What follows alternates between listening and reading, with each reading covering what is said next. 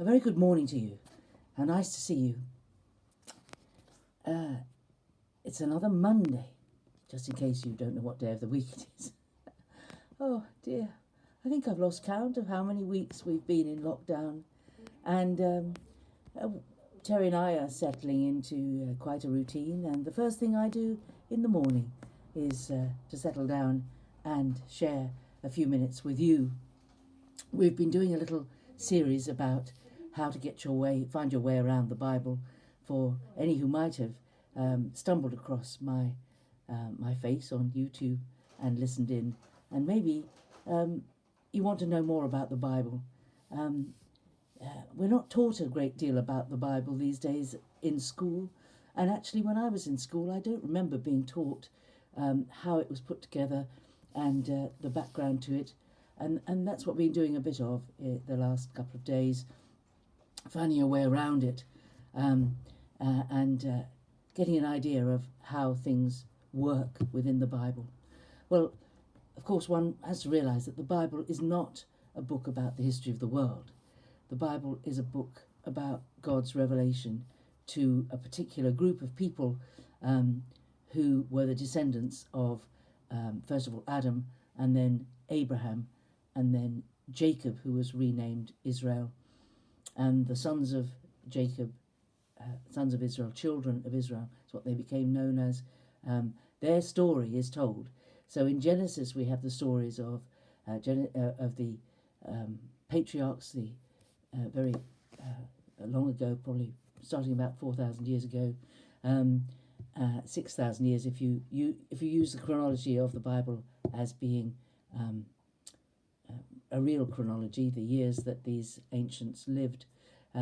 It counts for about 6,000 years to the coming of Jesus and the New Testament. So the Old Testament, but from when Abraham comes out of it's about 4,000 years before the birth of Jesus. And then Genesis and Exodus and Numbers follow the history of that group of people, and Leviticus tells about the sacrifices that they were told to offer, and then Deuteronomy its own name is Deutero, second, and Nomos is law. Second giving of the law is a repeat of quite a bit of what is in Exodus and Numbers, told in a slightly different way. And then the history carries on forward through Joshua right through to the end of Esther. And they are the history books, and they take us right through that the time when the children of Israel arrived in the promised land, in the land of Israel, or Canaan as it was before they moved into it, and settled there. From when they settled there under Joshua, right the way through to when they were exiled and taken away into Babylon, well, first of all Assyria and then Babylon, and right the way through the 70 years of exile and to them coming home again and resettling the land. And the Old Testament closes just over 400 years before the coming of Jesus. And there's a gap in the history, which we know in world history, actually, into which the Greeks rise, the rise of the Greek Empire, Alexander the Great and all that huge movement of the Greek ideas, all those wonderful statues that were carved, and the Greek philosophers, all of that fits into the 400 years that the Bible is silent. Those who have the Apocrypha in their Bible, some of those years are covered, but only from the Jewish aspect, not telling the history of the Greek Empire. And then we have, alongside the Greek Empire, the rise of the Roman Empire, and we come into the New Testament and find the Romans are in occupation in Palestine, in Israel, and the Jews are a captive people, and Jesus comes to an occupied country, occupied by the Roman legionaries and under the rule of Caesar. So we have 4,000 years of history, and if you want to follow the history, the way to do it is to read Genesis, Exodus, Numbers, and then Joshua through to Esther. You don't really need to read Chronicles, read either Kings or Chronicles. They are books that cover the same period of history. The Chronicles is told much more from a priestly, religious point of view, and Kings is more from a political and simply telling you what the kings did point of view. And then the rest of the Old Testament, the poetry books, were written and they slot into the history books. Psalms, quite a lot of the Psalms were written by David. David appears middle of 1 Samuel through to the end of 2 Samuel. But a lot of the Psalms were written either by his son or by someone else, and there's even one or two that were written after the exile, which is much later in the history of the Old Testament than David. So Psalms is not a book written all by one person, written by several, well, quite a few different people, and the Psalms, which were the hymns of the Jewish people, were written for different purposes.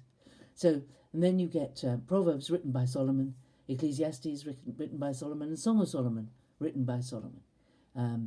And then we go into the major prophets. And most of the prophetic works, the major and minor prophets, fit into what is known as the divided kingdom period of the history, which is covered after Solomon's reign. The kingdom was divided into 12 groups or tribes of people followed the northern kingdom of Israel, and 2 followed the southern kingdom of Judah.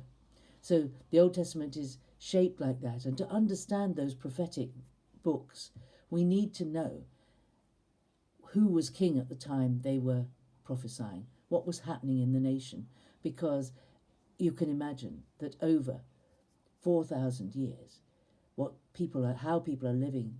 First of all, they're living as nomadic people, they're living as a family group, then they're living as tribal groups, then they have a king and their society, and then they settle in the promised land and they live in specific places rather than moving around like they did in the wilderness. Their circumstances change, and under the different kings their circumstances change. Some kings followed the Lord, some kings did not, and the prophets spoke accordingly. So to understand the Old Testament, we need to understand the history.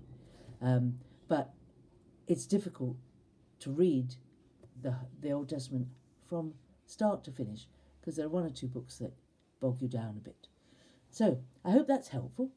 So by contrast, the New Testament only covers 100 years. That's all.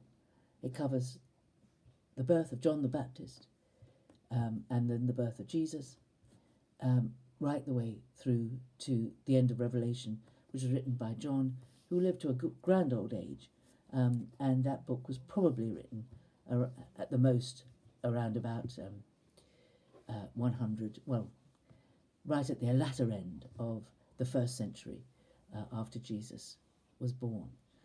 So it covers a very short period of history. So you haven't really got to worry too much about the history in the New Testament, and the Romans are in power throughout. Well, that was a brief sweep through 4,100 years, and I hope it's helpful, and I'll see you again for more fun and games tomorrow.